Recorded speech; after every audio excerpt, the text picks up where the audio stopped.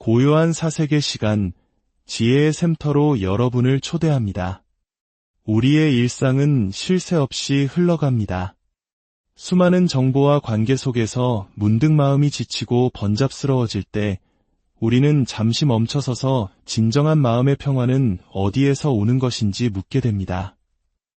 오늘 우리는 그 질문에 대한 답을 찾아 아주 특별한 여행을 떠나보고자 합니다. 여행의 안내서는 수타니파타입니다. 이는 현존하는 가장 오래된 불교 경전 중 하나로 약 2500년 전 붓다의 가르침이 가장 원초적인 형태로 생생하게 담겨 있습니다. 마치 시간의 강을 거슬러 올라가 붓다와 그의 제자들이 나누었던 소박하고도 깊이 있는 대화를 바로 곁에서 듣는 듯한 경험을 선사하죠. 이 지혜의 여정을 시작하기에 앞서 만약 이 이야기가 여러분의 마음에 작은 울림을 준다면 공유를 통해 주변의 소중한 이들에게도 이 평화의 씨앗을 나누어 주시는 것은 어떨까요? 저희 채널 구독을 통해 앞으로 이어질 지혜의 이야기들을 놓치지 않고 함께 하실 수 있습니다. 여러분의 일상에 언제나 평온의 빛이 깃들기를 기원하며 이제 수타니파타가 들려주는 마음 공부를 시작하겠습니다.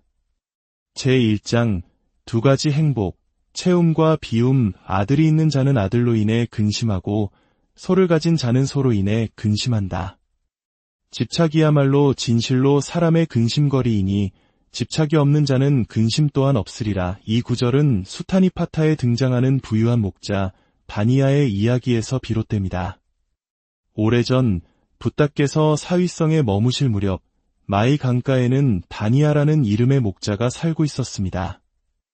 그는 그 시대의 기준으로 볼 때 모든 것을 가진 남자였습니다. 드넓은 초지를 가득 메운 수많은 암소와 황소는 그의 부의 상징이었고 순종적인 아내와 건강하게 자라는 7 아들과 7 딸, 그리고 수많은 하인들은 그의 성공적인 삶을 증명했습니다. 특히 비가 많이 내리는 우기가 오면 그는 강가의 낮은 지대를 떠나 언덕 위에 마련해둔 튼튼한 거처로 옮겨갔습니다. 지붕은 촘촘히 엮어 비 한 방울 셀 틈이 없었고 창고에는 갓 짜낸 신선한 우유와 넉넉한 땔감이 산더미처럼 쌓여 있었습니다. 모든 것이 완벽하게 준비된 어느 날 다니아는 만족감에 젖어 하늘을 향해 큰 소리로 외쳤습니다. 나는 이미 밥을 지었고 우유도 짜놓았다. 나의 오두막은 튼튼하고 불씨 또한 꺼지지 않았으니 오, 하늘이여, 비를 내리려거든 마음껏 쏟아부어라. 그의 외침은 세상에 대한 자신감이었습니다. 가족, 재산, 안락한 집, 그가 가진 것들은 그에게 두려울 것이 없다는 충만한 행복감을 안겨주었죠. 이는 마치 오늘날 우리가 꿈꾸는 성공과도 같습니다. 안정된 직장, 번듯한 집, 화목한 가정. 많은 한국인들이 전쟁의 폐허 속에서 한강의 기적을 이루며 쉼없이 달려온 이유도 바로 이러한 행복을 성취하기 위함이었을 겁니다. 그때 다니아의 외침에 고요한 목소리가 답했습니다. 그 목소리의 주인은 바로 붓다였습니다. 나는 분노의 불을 껐고 번뇌의 불씨마저 사라졌다. 나에게는 오두막도 얽매일 가족도 없으니 오, 하늘이여, 비를 내리려거든 마음껏 쏟아부어라. 붓다의 행복은 다니아의 행복과는 전혀 다른 차원의 것이었습니다. 다니아는 소유를 통해 안락함을 누렸지만 붓다는 비움을 통해 완전한 자유와 평온을 누리고 있었습니다. 재산과 가족이 주는 기쁨은 그것을 잃을지도 모른다는 불안과 근심을 동반하지만 모든 욕망과 집착에서 벗어난 마음에는 그 어떤 것도 흔들 수 없는 고요한 행복만이 존재한다는 것이었죠. 바로 그때 악마 파피만이 나타나 붓다를 조롱하며 다니아의 편을 듭니다. 아들이 있는 자는 아들로 인해 기뻐하고 소를 가진 자는 소로 인해 기뻐하는 법. 어찌 자식도 소도 없는 당신이 그 기쁨을 알겠는가? 악마의 말은 지극히 세속적이고 현실적인 진리처럼 들립니다. 하지만 붓다는 다시금 본질을 꿰뚫는 답을 내놓습니다. 아들이 있는 자는 아들로 인해 슬퍼하고 소를 가진 자는 소로 인해 슬퍼한다. 집착하는 대상은 결국 근심과 슬픔이 되지만 집착할 대상이 없는 자에게는 근심할 것도 슬퍼할 것도 없다. 결국 이 행복 배틀은 붓다의 승리로 끝이 납니다. 다니아는 붓다의 가르침 앞에서 자신이 그토록 자랑스러워했던 행복이 사실은 얼마나 연약하고 위태로운 것인지 깨닫고 그 자리에서 붓다께 귀의했다고 전해집니다. 제2장 정과 집착 사이에서 우리는 사랑하기에 얽매입니다. 특히 우리 한국인들에게 정이라는 감정은 매우 특별합니다. 혈연, 지연, 학연으로 얽힌 끈끈한 관계 속에서 피어나는 정은 때론 삶의 가장 큰 버팀목이 되어주죠. 하지만 붓다의 가르침은 바로 그 아름다운 정이 어떻게 우리를 얽매는 집착이 될 수 있는지 돌아보게 합니다. 갓 태어난 아이를 품에 안았을 때의 벅찬 행복, 자녀가 커가는 모습을 지켜보는 기쁨은 세상 무엇과도 바꿀 수 없는 소중한 경험입니다. 그러나 바로 그 사랑 때문에 우리는 밤잠을 설치기도 합니다. 아이가 밤늦도록 귀가하지 않으면 온갖 흉흉한 뉴스들이 머릿속을 스쳐 지나가고 혹여나 나쁜 일이 생긴 건 아닐까 하는 불안감에 휩싸입니다. 쓸데없는 걱정인 줄 알면서도 멈출 수가 없죠. 최근에는 자녀를 해외로 유학 보내는 가정이 많아졌습니다. 한 어머니는 지구 반대편의 자녀에게서 무사하다는 연락을 받기 전까지는 잠을 이룰 수 없다고 말합니다. 시차 때문에 새벽녘에야 겨우 연락이 닿는 날이 반복되면서 만성적인 수면 부족에 시달립니다. 이 모든 걱정의 뿌리는 바로 사랑입니다. 내 자식이 너무나 소중하기에 그 존재에 대한 근심과 걱정이 그림자처럼 따라붙는 것입니다. 재산도 마찬가지입니다. 요즘 많은 사람들이 주식이나 코인에 투자하며 경제적 자유를 꿈꿉니다. 하지만 그 투자가 시작되는 순간 마음은 시장의 흐름에 따라 쉴 새 없이 출렁이는 파도와 같아집니다. 주가가 오르면 더 오르지 않을까 하는 탐욕에 팔 타이밍을 놓치고 떨어질 때는 손실을 볼 수 없다는 두려움에 미처 손을 털지 못합니다. 소중한 내 재산이기에 잃을 수는 없지만 시장은 결코 내 뜻대로 움직여주지 않죠. 어느새 내 마음은 온통 거기에 묶여버리고 맙니다. 붓다는 말합니다. 자식도 결국 내 품을 떠나고 돈은 세상을 돌고 돌아 잠시 내게 머무는 것일 뿐이며 심지어 이 몸조차 온전히 내 것이라 할 수 없다. 이 모든 것을 내 것이라 집착하는 순간 근심과 걱정은 결코 우리를 떠나지 않습니다. 그렇다고 해서 붓다의 가르침이 우리에게 가족을 버리고 재산을 외면하라고 말하는 것은 아닙니다. 출가수행자의 길과 세속에 사는 제가자의 길은 다름을 인정하셨습니다. 중요한 것은 삶의 형식이 아니라 마음의 태도입니다. 비록 우리는 사랑하고 책임지고 염려하며 살아갈 수밖에 없는 존재이지만 그 모든 소중한 것들조차 영원히 나의 것은 아님을 받아들이는 순간 우리 삶의 무게는 한결 가벼워지고 마음은 더 큰 평온을 얻을 수 있습니다. 제3장 불안의 정체를 찾아서 스님, 제 마음이 너무나 불안합니다.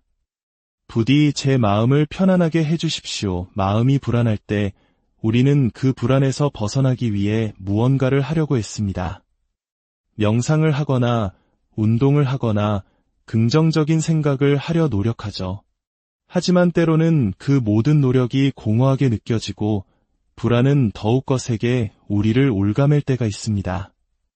중국 선불교의 역사에 길이 남는 일화가 있습니다. 해가라는 스님은 이대한 스승 달마대사를 찾아가 가르침을 구했습니다.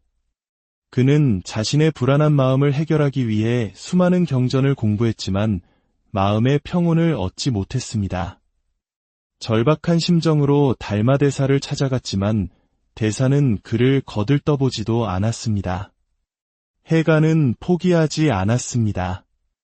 눈보라가 몰아치는 추운 겨울밤, 그는 달마대사의 처소 앞에서 꼼짝도 않고 며칠 밤낮을 서 있었습니다. 눈은 그의 무릎까지 쌓였고 온몸은 얼어붙는 듯했습니다. 마침내 그의 간절함을 본 달마대사가 입을 열었습니다. 그대는 눈 속에서 무엇을 구하고자 하는가?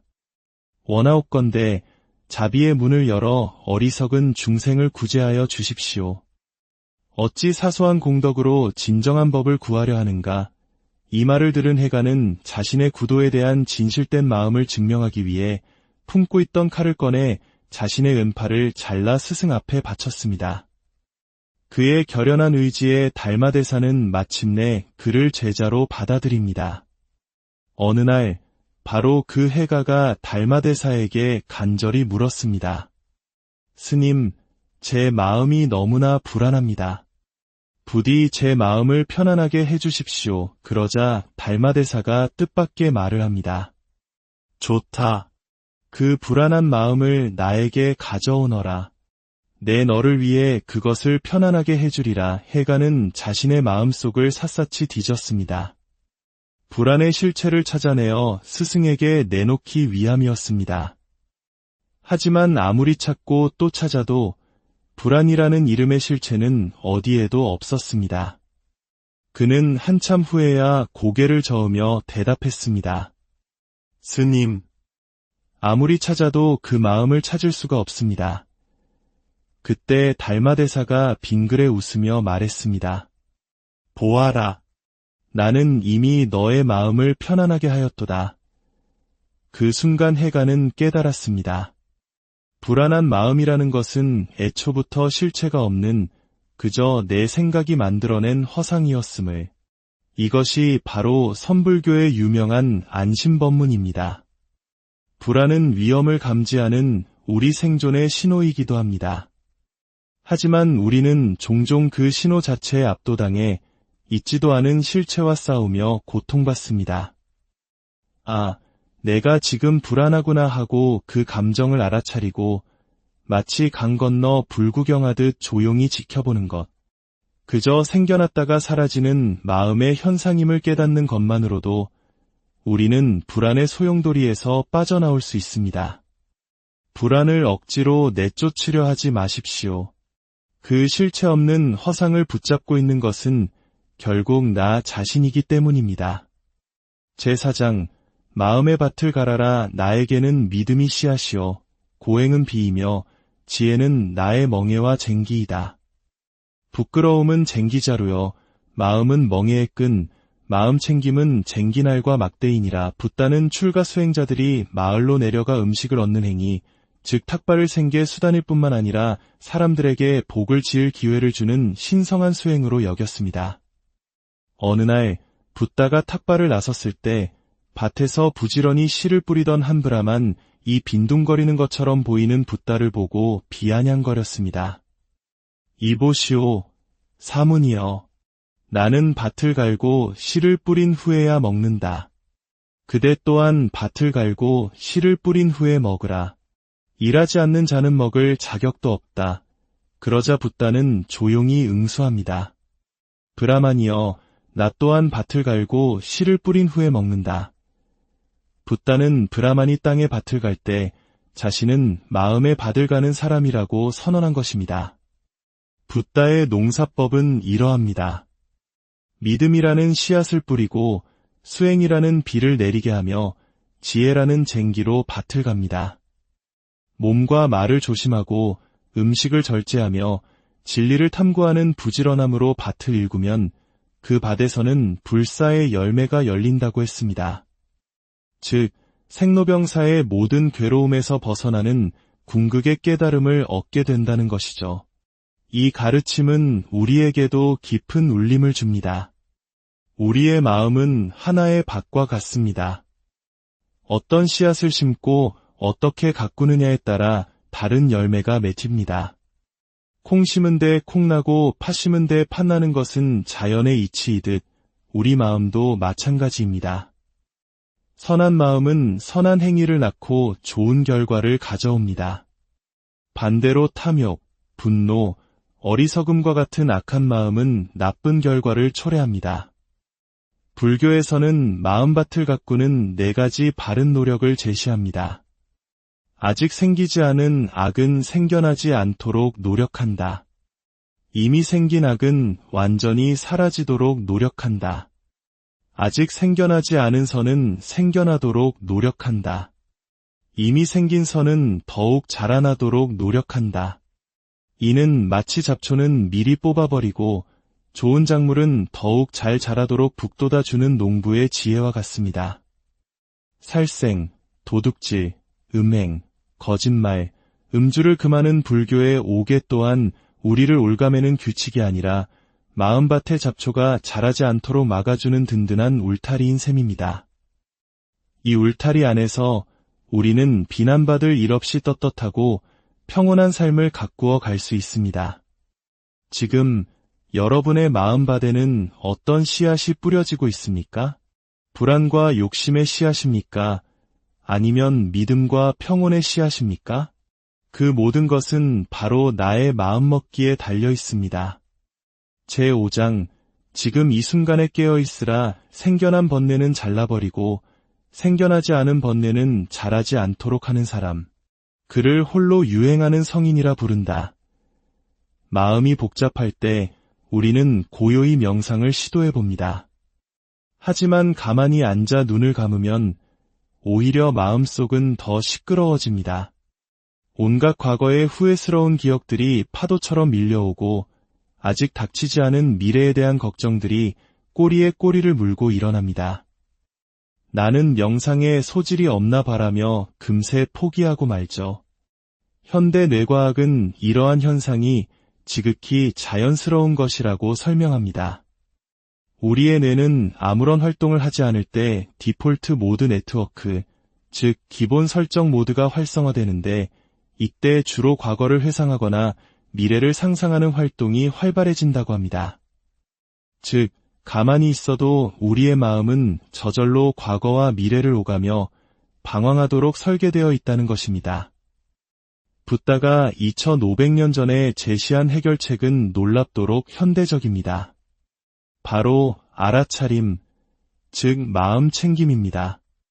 과거도 미래도 아닌 지금, 여기 이 순간으로 마음을 가져오는 연습입니다. 그 출발점은 바로 호흡을 관찰하는 것입니다. 코로 숨이 들어오고 나가는 것을 그저 지켜봅니다. 숨이 길면 길다고 알아차리고 짧으면 짧다고 알아차립니다. 호흡에 집중하는 동안 머릿속을 떠돌던 수많은 생각들이 점차 잦아드는 것을 경험할 수 있습니다. 이것이 몸에 대한 알아차림입니다.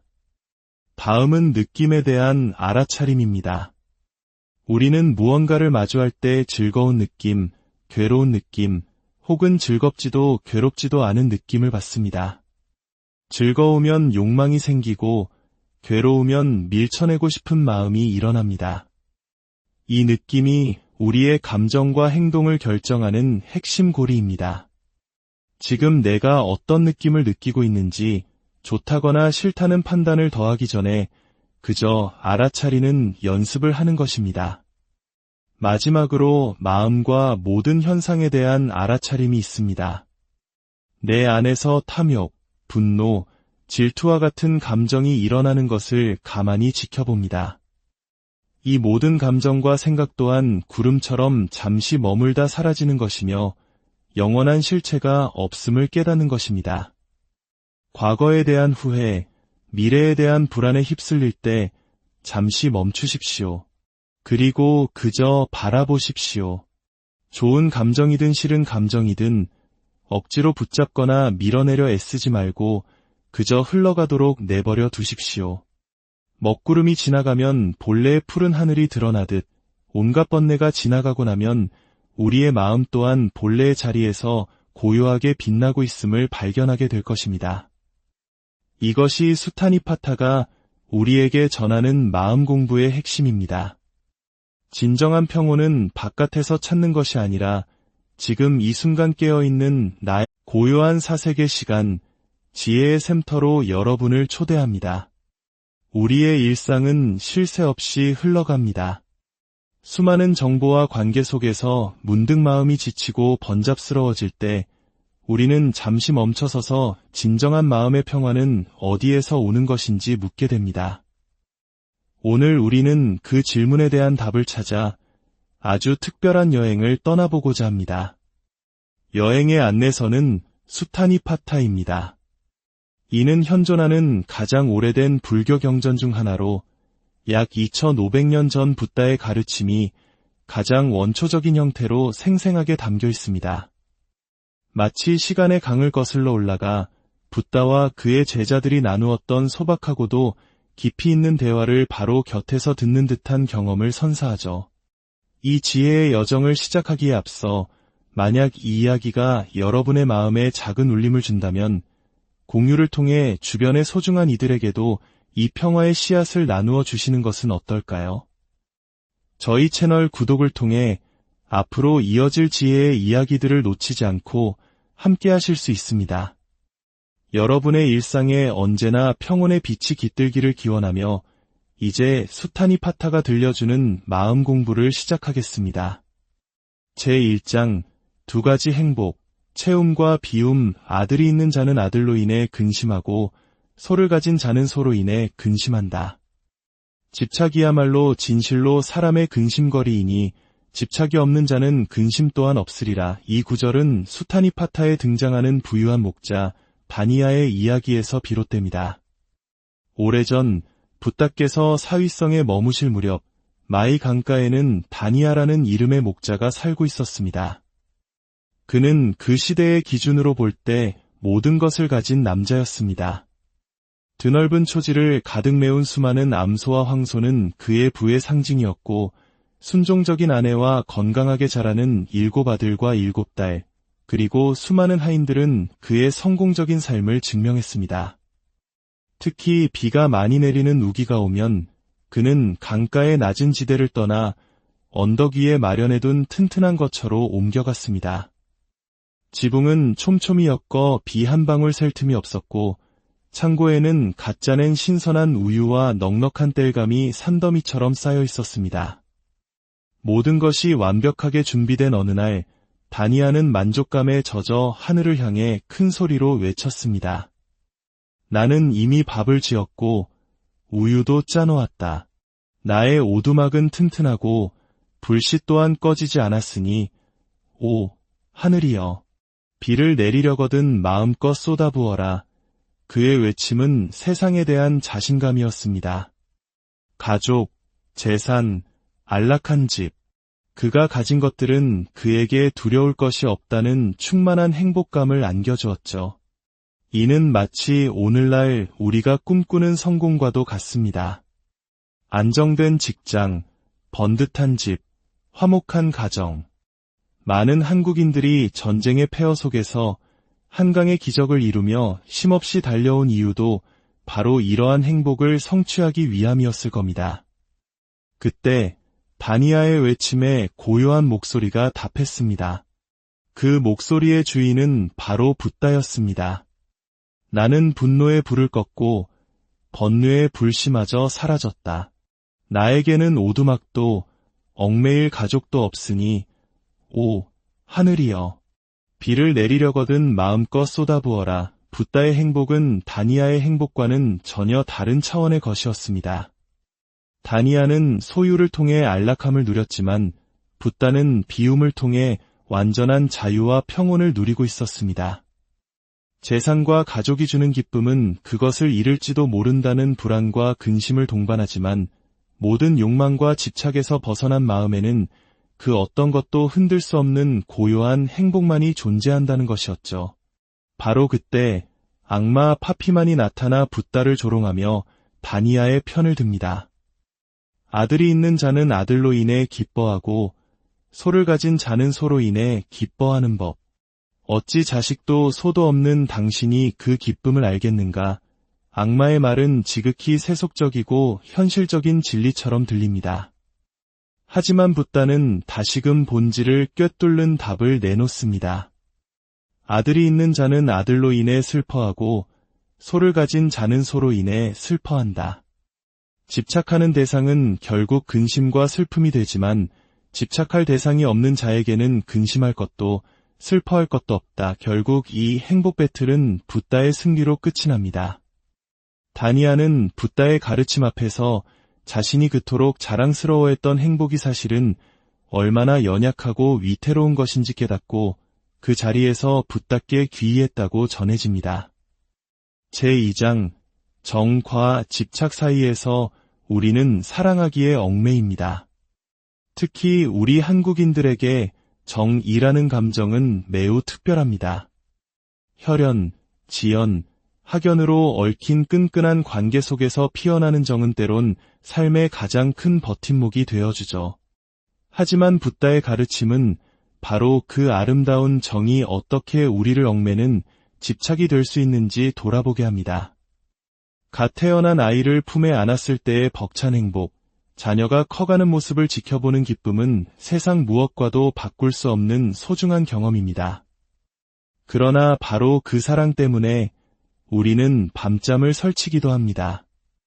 아이가 밤늦도록 귀가하지 않으면 온갖 흉흉한 뉴스들이 머릿속을 스쳐 지나가고 혹여나 나쁜 일이 생긴 건 아닐까 하는 불안감에 휩싸입니다. 쓸데없는 걱정인 줄 알면서도 멈출 수가 없죠. 최근에는 자녀를 해외로 유학 보내는 가정이 많아졌습니다. 한 어머니는 지구 반대편의 자녀에게서 무사하다는 연락을 받기 전까지는 잠을 이룰 수 없다고 말합니다. 시차 때문에 새벽녘에야 겨우 연락이 닿는 날이 반복되면서 만성적인 수면 부족에 시달립니다. 이 모든 걱정의 뿌리는 바로 사랑입니다. 내 자식이 너무나 소중하기에 그 존재에 대한 근심과 걱정이 그림자처럼 따라붙는 것입니다. 재산도 마찬가지입니다. 요즘 많은 사람들이 주식이나 코인에 투자하며 경제적 자유를 꿈꿉니다. 하지만 그 투자가 시작되는 순간 마음은 시장의 흐름에 따라 쉴 새 없이 출렁이는 파도와 같아집니다. 주가가 오르면 더 오르지 않을까 하는 탐욕에 팔 타이밍을 놓치고 떨어질 때는 손실을 볼 수 없다는 두려움에 미처 손을 털지 못합니다. 소중한 내 재산이기에 잃을 수는 없지만 시장은 결코 내 뜻대로 움직여주지 않죠. 어느새 내 마음은 온통 거기에 묶여버리고 맙니다. 붓다는 말합니다. 자식도 결국 내 품을 떠나고 돈은 세상을 돌고 돌아 잠시 내게 머무는 것일 뿐이며 심지어 이 몸조차 온전히 내 것이라 할 수 없다. 이 모든 것을 내 것이라 집착하는 순간 근심과 걱정은 결코 우리를 떠나지 않습니다. 그렇다고 해서 붓다의 가르침이 우리에게 가족을 버리고 재산을 외면하라고 말하는 것은 아닙니다. 출가수행자의 길과 세속에 사는 제가자의 길은 다름을 인정하셨습니다. 중요한 것은 삶의 형식이 아니라 마음의 태도입니다. 비록 우리는 사랑하고 책임지고 염려하며 살아갈 수밖에 없는 존재이지만 그 모든 소중한 것들조차 영원히 나의 것은 아님을 받아들이는 순간 우리 삶의 무게는 한결 가벼워지고 마음은 더 큰 평온을 얻을 수 있습니다. 제3장 불안의 정체를 찾아서 스님, 제 마음이 너무나 불안합니다. 부디 제 마음을 편안하게 해주십시오. 마음이 불안할 때 우리는 그 불안에서 벗어나기 위해 무언가를 하려고 했습니다. 명상을 하거나 운동을 하거나 긍정적인 생각을 하려 노력하죠. 하지만 때로는 그 모든 노력이 공허하게 느껴지고 불안은 더욱 거세게 우리를 올가맬 때가 있습니다. 중국 선불교의 역사에 길이 남는 일화가 있습니다. 해가라는 스님은 이대한 스승 달마대사를 찾아가 가르침을 구했습니다. 그는 자신의 불안한 마음을 해결하기 위해 수많은 경전을 공부했지만 마음의 평온을 얻지 못했습니다. 절박한 심정으로 달마대사를 찾아갔지만 대사는 그를 거들떠보지도 않았습니다. 해가는 포기하지 않았습니다. 눈보라가 몰아치는 추운 겨울밤, 그는 달마대사의 처소 앞에서 꼼짝도 않고 며칠 밤낮을 서 있었습니다. 눈은 그의 무릎까지 쌓였고 온몸은 얼어붙는 듯했습니다. 마침내 그의 간절함을 본 달마대사가 입을 열었습니다. 그대는 눈 속에서 무엇을 구하고자 하는가? 원하옵건대 자비의 문을 열어 어리석은 중생을 구제하여 주십시오. 어찌 사소한 공덕으로 진정한 법을 구하려 하는가? 이 말을 들은 해가는 자신의 구도에 대한 진실된 마음을 증명하기 위해 품고 있던 칼을 꺼내 자신의 왼팔을 잘라 스승 앞에 바쳤습니다. 그의 결연한 의지에 달마대사는 마침내 그를 제자로 받아들입니다. 어느 날 바로 그 해가가 달마대사에게 간절히 물었습니다. 스님, 제 마음이 너무나 불안합니다. 부디 제 마음을 편안하게 해주십시오. 그러자 달마대사가 뜻밖의 말을 합니다. 좋다. 그 불안한 마음을 나에게 가져오너라. 내 너를 위해 그것을 편안하게 해주리라. 해가는 자신의 마음속을 샅샅이 뒤졌습니다. 불안의 실체를 찾아내어 스승에게 내놓기 위함이었습니다. 하지만 아무리 찾고 또 찾아도 불안이라는 이름의 실체는 어디에도 없었습니다. 그는 한참 후에야 고개를 저으며 대답했습니다. 스님, 아무리 찾아도 그 마음을 찾을 수가 없습니다. 그때 달마대사가 빙그레 웃으며 말했습니다. 보아라. 나는 이미 너의 마음을 편안하게 하였도다. 그 순간 해가는 깨달았습니다. 불안한 마음이라는 것은 애초부터 실체가 없는 그저 내 생각이 만들어낸 허상이었음을. 이것이 바로 선불교의 유명한 안심법문입니다. 불안은 위험을 감지하는 우리 생존의 신호이기도 합니다. 하지만 우리는 종종 그 신호 자체에 압도당해 있지도 않은 실체와 싸우며 고통받습니다. 아, 내가 지금 불안하구나 하고 그 감정을 알아차리고 마치 강 건너 불구경하듯 조용히 지켜보는 것. 그저 생겨났다가 사라지는 마음의 현상임을 깨닫는 것만으로도 우리는 불안의 소용돌이에서 빠져나올 수 있습니다. 불안을 억지로 내쫓으려 하지 마십시오. 그 실체 없는 허상을 붙잡고 있는 것은 결국 나 자신이기 때문입니다. 제4장, 마음의 밭을 갈아라. 나에게는 믿음이 씨앗이요 고행은 비이며 지혜는 나의 멍에와 쟁기이다. 부끄러움은 쟁기자루요 마음은 멍에의 끈, 마음 챙김은 쟁기날과 막대이니라. 붓다는 출가 수행자들이 마을로 내려가 음식을 얻는 행위, 즉 탁발을 생계 수단일 뿐만 아니라 사람들에게 복을 지을 기회를 주는 신성한 수행으로 여겼습니다. 어느 날 붓다가 탁발을 나섰을 때 밭에서 부지런히 씨를 뿌리던 한 브라만 이 빈둥거리는 것처럼 보이는 붓다를 보고 비아냥거렸습니다. 이보시오, 사문이여. 나는 밭을 갈고 씨를 뿌린 후에야 먹는다. 그대 또한 밭을 갈고 씨를 뿌린 후에 먹으라. 일하지 않는 자는 먹을 자격도 없다. 그러자 붓다는 조용히 응수합니다. 브라만이여, 나 또한 밭을 갈고 씨를 뿌린 후에 먹는다. 붓다는 브라만이 땅에 밭을 갈 때 자신은 마음의 밭을 가는 사람이라고 선언한 것입니다. 붓다의 농사법은 이러합니다. 믿음이라는 씨앗을 뿌리고 수행이라는 비를 내리게 하며 지혜라는 쟁기로 밭을 갑니다. 몸과 말을 조심하고 음식을 절제하며 진리를 탐구하는 부지런함으로 밭을 일구면 그 밭에서는 불사의 열매가 열린다고 했습니다. 즉, 생로병사의 모든 괴로움에서 벗어나는 궁극의 깨달음을 얻게 된다는 것이죠. 이 가르침은 우리에게도 깊은 울림을 줍니다. 우리의 마음은 하나의 밭과 같습니다. 어떤 씨앗을 심고 어떻게 가꾸느냐에 따라 다른 열매가 맺힙니다. 콩 심은 데 콩 나고 팥 심은 데 팥 나는 것은 자연의 이치이듯 우리 마음도 마찬가지입니다. 선한 마음은 선한 행위를 낳고 좋은 결과를 가져옵니다. 반대로 탐욕, 분노, 어리석음과 같은 악한 마음은 나쁜 결과를 초래합니다. 불교에서는 마음밭을 가꾸는 4가지 바른 노력을 제시합니다. 아직 생기지 않은 악은 생겨나지 않도록 노력한다. 이미 생긴 악은 완전히 사라지도록 노력한다. 아직 생겨나지 않은 선은 생겨나도록 노력한다. 이미 생긴 선은 더욱 자라나도록 노력한다. 이는 마치 잡초는 미리 뽑아버리고 좋은 작물은 더욱 잘 자라도록 북돋아주는 농부의 지혜와 같습니다.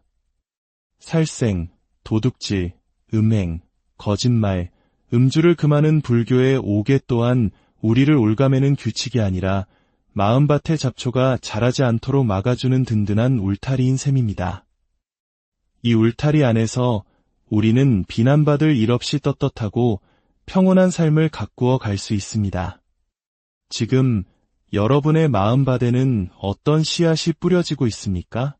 불안과 욕심의 씨앗입니까? 아니면 믿음과 평온의 씨앗입니까? 그 모든 것은 바로 나의 마음먹기에 달려 있습니다.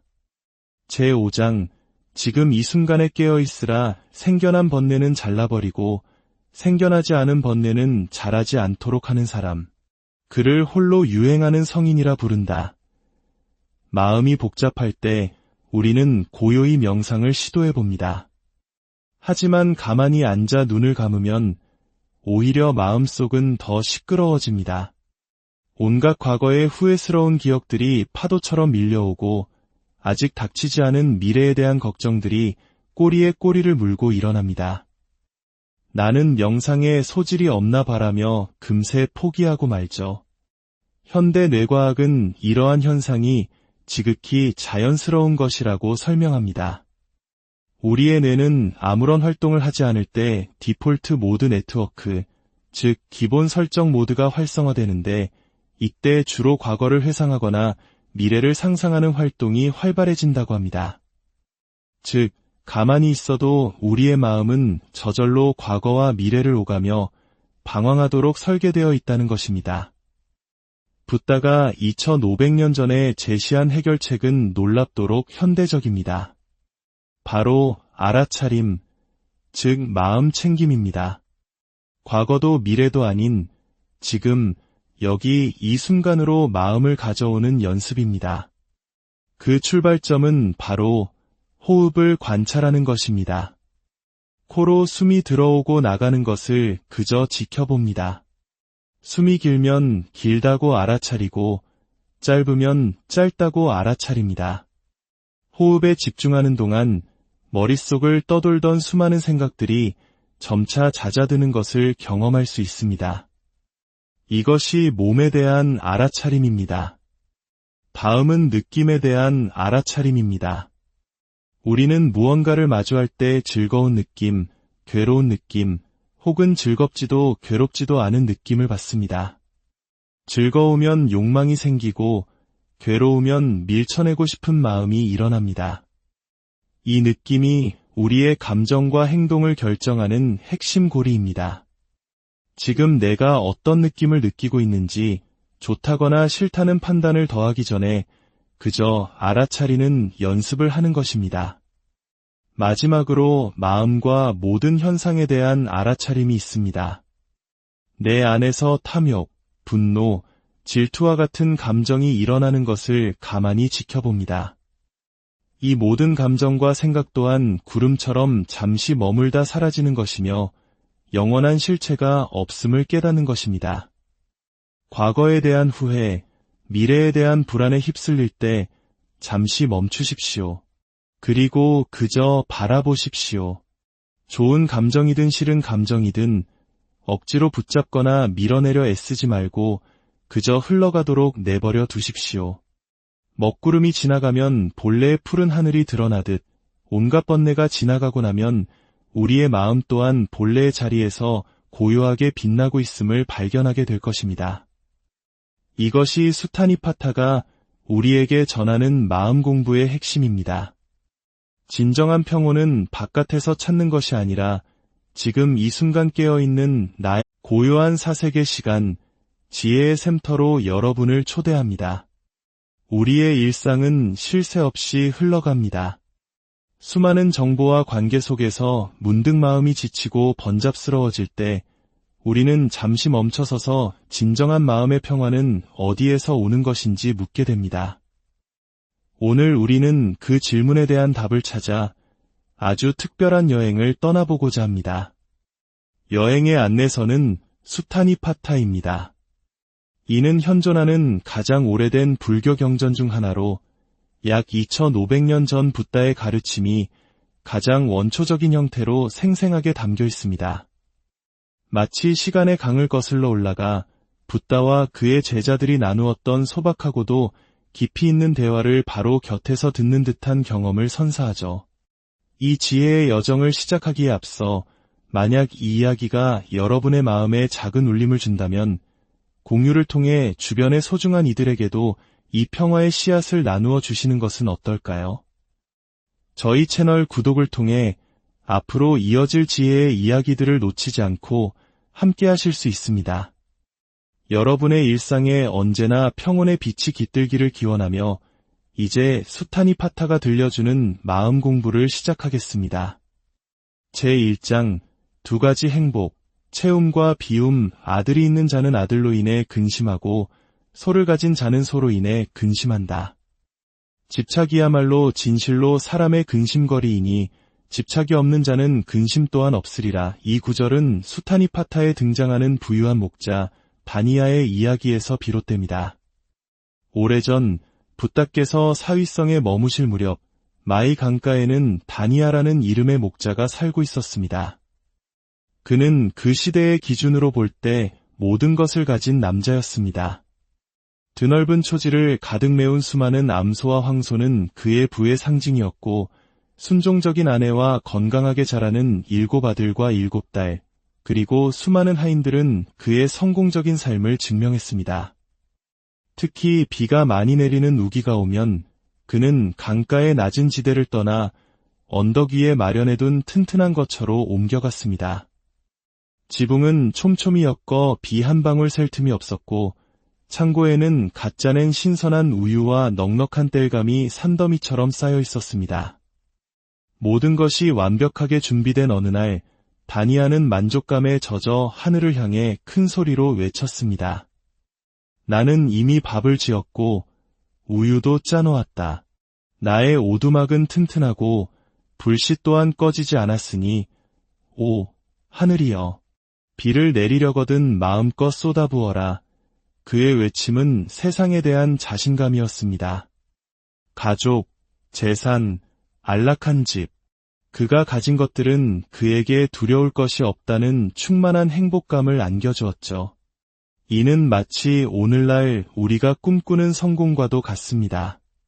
안정된 직장, 번듯한 집, 화목한 가정. 많은 한국인들이 전쟁의 폐허 속에서 한강의 기적을 이루며 쉼없이 달려온 이유도 바로 이러한 행복을 성취하기 위함이었을 겁니다. 그때 다니아의 외침에 고요한 목소리가 답했습니다. 그 목소리의 주인은 바로 붓다였습니다. 나는 분노의 불을 껐고 번뇌의 불씨마저 사라졌다. 나에게는 오두막도 얽매일 가족도 없으니 오 하늘이여 비를 내리려거든 마음껏 쏟아부어라. 붓다의 행복은 다니아의 행복과는 전혀 다른 차원의 것이었습니다.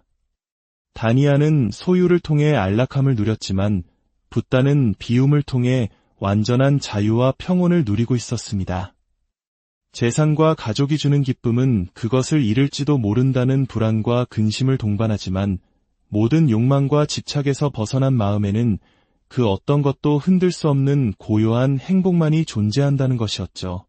바로 그때 악마 파피만이 나타나 붓다를 조롱하며 다니아의 편을 듭니다. 아들이 있는 자는 아들로 인해 기뻐하고 소를 가진 자는 소로 인해 기뻐하는 법. 어찌 자식도 소도 없는 당신이 그 기쁨을 알겠는가? 악마의 말은 지극히 세속적이고 현실적인 진리처럼 들립니다. 하지만 붓다는 다시금 본질을 꿰뚫는 답을 내놓습니다. 아들이 있는 자는 아들로 인해 슬퍼하고 소를 가진 자는 소로 인해 슬퍼한다. 집착하는 대상은 결국 근심과 슬픔이 되지만 집착할 대상이 없는 자에게는 근심할 것도 슬퍼할 것도 없다. 결국 이 행복 배틀은 붓다의 승리로 끝이 납니다. 다니아는 붓다의 가르침 앞에서 자신이 그토록 자랑스러워했던 행복이 사실은 얼마나 연약하고 위태로운 것인지 깨닫고 그 자리에서 붓다께 귀의했다고 전해집니다. 제2장 정과 집착 사이에서 우리는 사랑하기에 얽매입니다. 특히 우리 한국인들에게 정이라는 감정은 매우 특별합니다. 혈연, 지연, 학연으로 얽힌 끈끈한 관계 속에서 피어나는 정은 때론 삶의 가장 큰 버팀목이 되어주죠. 하지만 붓다의 가르침은 바로 그 아름다운 정이 어떻게 우리를 얽매는 집착이 될 수 있는지 돌아보게 합니다. 갓 태어난 아이를 품에 안았을 때의 벅찬 행복, 자녀가 커가는 모습을 지켜보는 기쁨은 세상 무엇과도 바꿀 수 없는 소중한 경험입니다. 그러나 바로 그 사랑 때문에 우리는 밤잠을 설치기도 합니다. 아이가 밤늦도록 귀가하지 않으면 온갖 흉흉한 뉴스들이 머릿속을 스쳐 지나가고 혹여나 나쁜 일이 생긴 건 아닐까 하는 불안감에 휩싸입니다. 쓸데없는 걱정인 줄 알면서도 멈출 수가 없죠. 최근에는 자녀를 해외로 유학 보내는 가정이 많아졌습니다. 한 어머니는 지구 반대편의 자녀에게서 무사하다는 연락을 받기 전까지는 잠을 이룰 수 없다고 말합니다. 시차 때문에 새벽녘에야 겨우 연락이 닿는 날이 반복되면서 만성적인 수면 부족에 시달립니다. 이 모든 걱정의 뿌리는 바로 사랑입니다. 내 자식이 너무나 소중하기에 그 존재에 대한 근심과 걱정이 그림자처럼 따라붙는 것입니다. 재산도 마찬가지입니다. 요즘 많은 사람들이 주식이나 코인에 투자하며 경제적 자유를 꿈꿉니다. 하지만 그 투자가 시작되는 순간 마음은 시장의 흐름에 따라 쉴 새 없이 출렁이는 파도와 같아집니다. 주가가 오르면 더 오르지 않을까 하는 탐욕에 팔 타이밍을 놓치고 떨어질 때는 손실을 볼 수 없다는 두려움에 미처 손을 털지 못합니다. 소중한 내 재산이기에 잃을 수는 없지만 시장은 결코 내 뜻대로 움직여주지 않죠. 어느새 내 마음은 온통 거기에 묶여버리고 맙니다. 붓다는 말합니다. 자식도 결국 내 품을 떠나고 돈은 세상을 돌고 돌아 잠시 내게 머무는 것일 뿐이며 심지어 이 몸조차 온전히 내 것이라 할 수 없다. 이 모든 것을 내 것이라 집착하는 순간 근심과 걱정은 결코 우리를 떠나지 않습니다. 그렇다고 해서 붓다의 가르침이 우리에게 가족을 버리고 재산을 외면하라고 말하는 것은 아닙니다. 출가수행자의 길과 세속에 사는 제가자의 길은 다름을 인정하셨습니다. 중요한 것은 삶의 형식이 아니라 마음의 태도입니다. 비록 우리는 사랑하고 책임지고 염려하며 살아갈 수밖에 없는 존재이지만 그 모든 소중한 것들조차 영원히 나의 것은 아님을 받아들이는 순간 우리 삶의 무게는 한결 가벼워지고 마음은 더 큰 평온을 얻을 수 있습니다. 제3장 불안의 정체를 찾아서 스님, 제 마음이 너무나 불안합니다. 부디 제 마음을 편안하게 해주십시오. 마음이 불안할 때 우리는 그 불안에서 벗어나기 위해 무언가를 하려고 했습니다. 명상을 하거나 운동을 하거나 긍정적인 생각을 하려 노력하죠. 하지만 때로는 그 모든 노력이 공허하게 느껴지고 불안은 더욱 거세게 우리를 올가맬 때가 있습니다.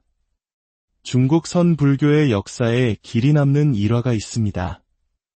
해가라는 스님은 이대한 스승 달마대사를 찾아가 가르침을 구했습니다. 그는 자신의 불안한 마음을 해결하기 위해 수많은 경전을 공부했지만 마음의 평온을 얻지 못했습니다. 절박한 심정으로 달마대사를 찾아갔지만 대사는 그를 거들떠보지도 않았습니다. 해가는 포기하지 않았습니다.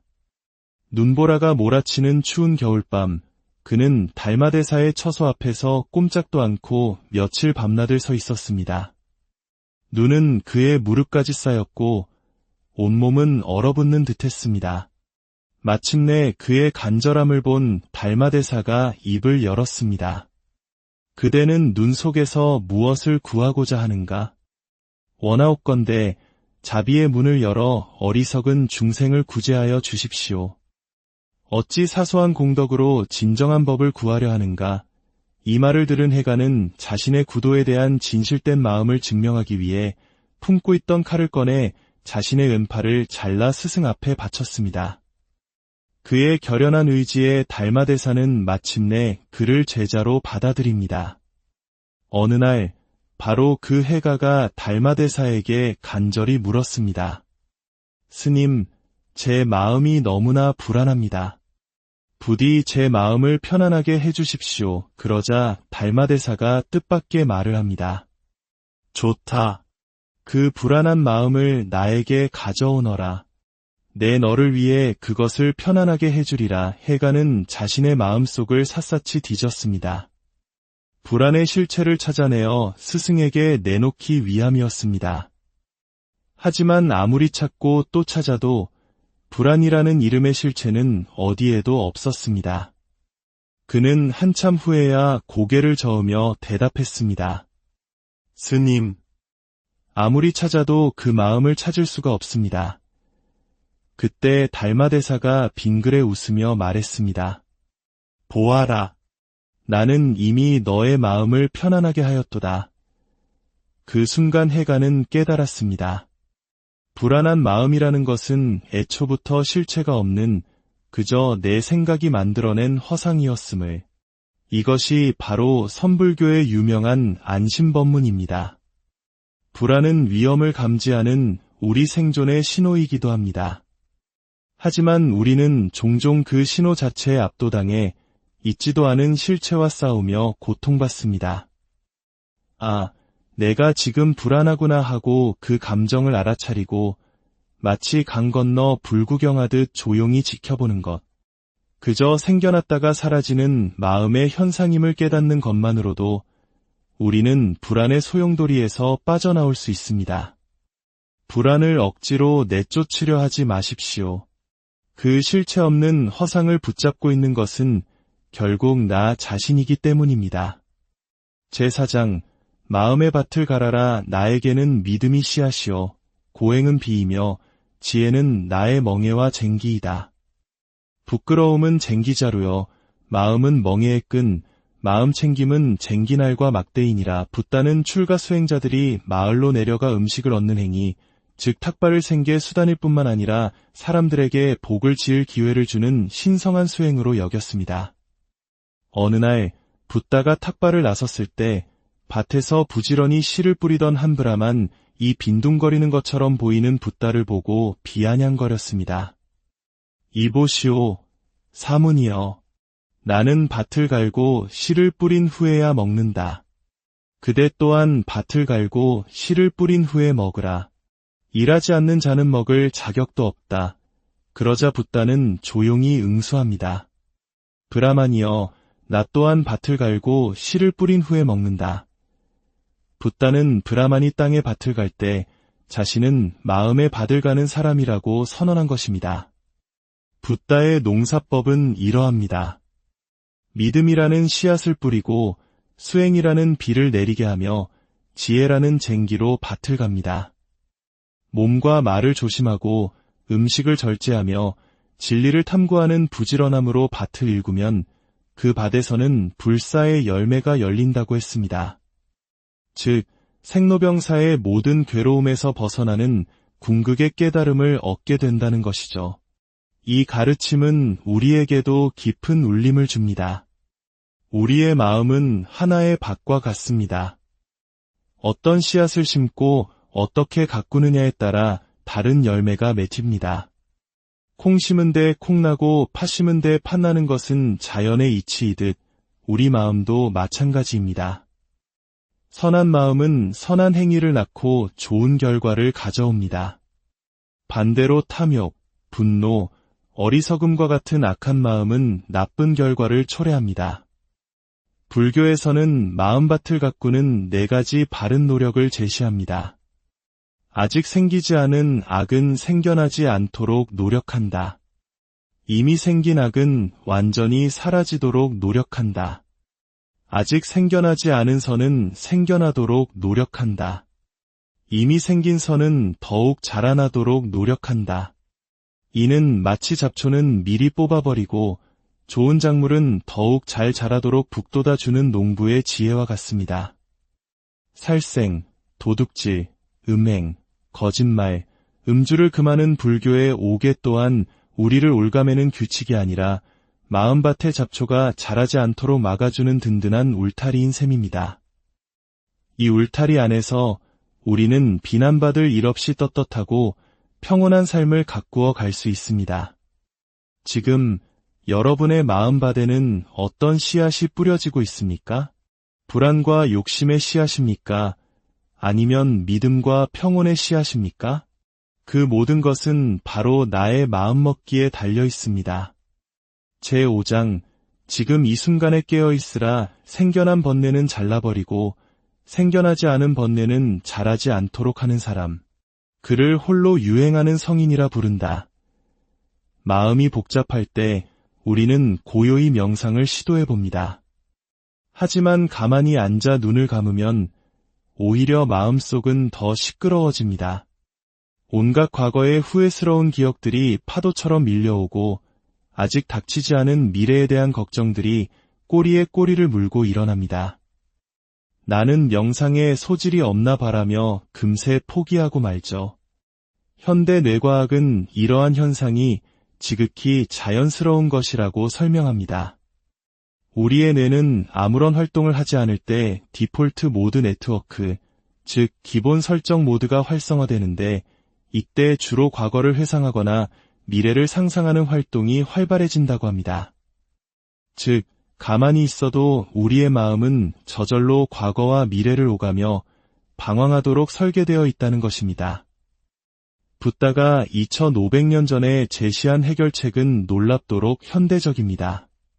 바로 알아차림, 즉 마음 챙김입니다. 과거도 미래도 아닌 지금, 여기 이 순간으로 마음을 가져오는 연습입니다. 그 출발점은 바로 호흡을 관찰하는 것입니다. 코로 숨이 들어오고 나가는 것을 그저 지켜봅니다. 숨이 길면 길다고 알아차리고 짧으면 짧다고 알아차립니다. 호흡에 집중하는 동안 머릿속을 떠돌던 수많은 생각들이 점차 잦아드는 것을 경험할 수 있습니다. 이것이 몸에 대한 알아차림입니다. 다음은 느낌에 대한 알아차림입니다. 우리는 무언가를 마주할 때 즐거운 느낌, 괴로운 느낌, 혹은 즐겁지도 괴롭지도 않은 느낌을 받습니다. 즐거우면 욕망이 생기고 괴로우면 밀쳐내고 싶은 마음이 일어납니다. 이 느낌이 우리의 감정과 행동을 결정하는 핵심 고리입니다. 지금 내가 어떤 느낌을 느끼고 있는지 좋다거나 싫다는 판단을 더하기 전에 그저 알아차리는 연습을 하는 것입니다. 마지막으로 마음과 모든 현상에 대한 알아차림이 있습니다. 내 안에서 탐욕, 분노, 질투와 같은 감정이 일어나는 것을 가만히 지켜봅니다. 이 모든 감정과 생각 또한 구름처럼 잠시 머물다 사라지는 것이며 영원한 실체가 없음을 깨닫는 것입니다. 과거에 대한 후회, 미래에 대한 불안에 휩쓸릴 때 잠시 멈추십시오. 그리고 그저 바라보십시오.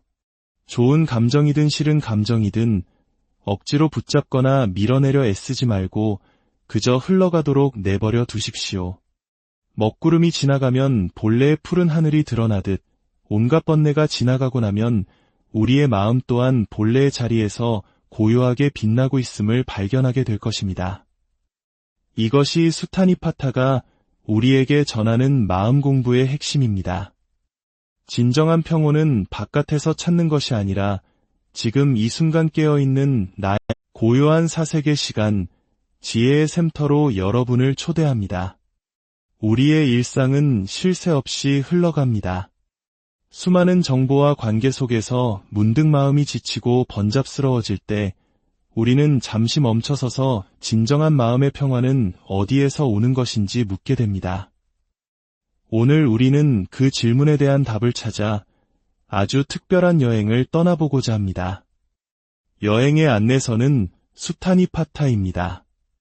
이는 현존하는 가장 오래된 불교 경전 중 하나로 약 2500년 전 붓다의 가르침이 가장 원초적인 형태로 생생하게 담겨 있습니다. 마치 시간의 강을 거슬러 올라가